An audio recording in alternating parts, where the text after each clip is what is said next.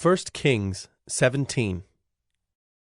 Now Elijah the Tishbite of Tishbe in Gilead said to Ahab, As the Lord, the God of Israel, lives before whom I stand, there shall be neither dew nor rain these years except by my word. And the word of the Lord came to him. Depart from here, and turn eastward, and hide yourself by the brook Kerith, which is east of the Jordan. You shall drink from the brook, and I have commanded the ravens to feed you there. So he went and did according to the word of the Lord.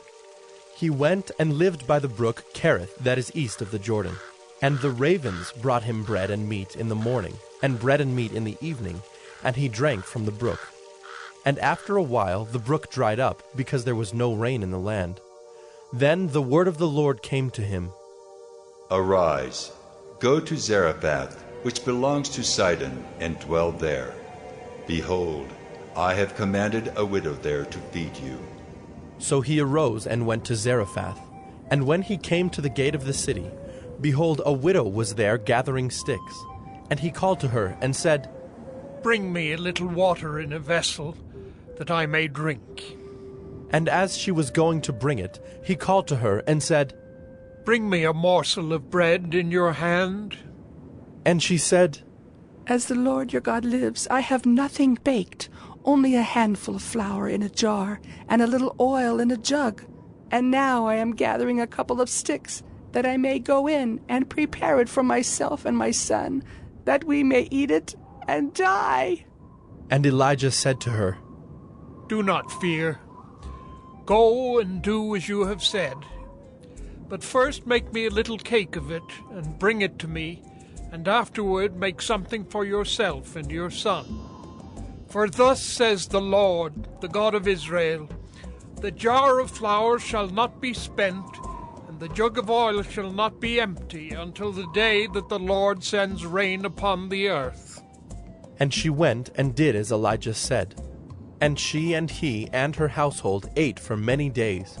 The jar of flour was not spent, neither did the jug of oil become empty, according to the word of the Lord that he spoke by Elijah.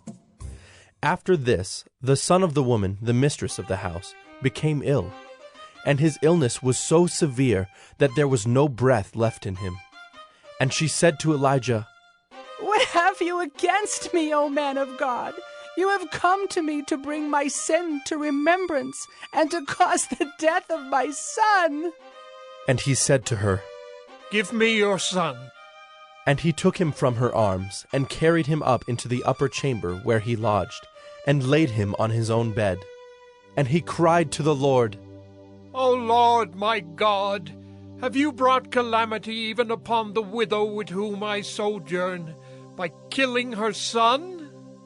Then he stretched himself upon the child 3 times, and cried to the Lord, O Lord my God, let this child's life come into him again. And the Lord listened to the voice of Elijah. And the life of the child came into him again, and he revived. And Elijah took the child, and brought him down from the upper chamber into the house, and delivered him to his mother. And Elijah said, See, your son lives. And the woman said to Elijah, Now I know that you are a man of God, and that the word of the Lord in your mouth is truth.